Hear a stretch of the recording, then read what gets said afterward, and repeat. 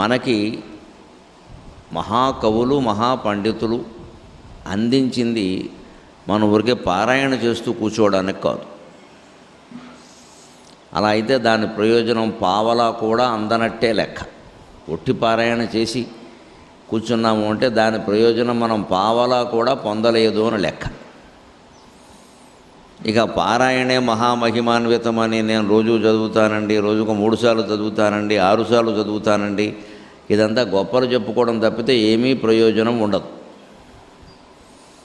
ఏ స్తోత్రమైనా చివరికి వేదమైనా శాస్త్రమైనా పురాణమైనా దాని అర్థం మనం తెలుసుకోవాలి.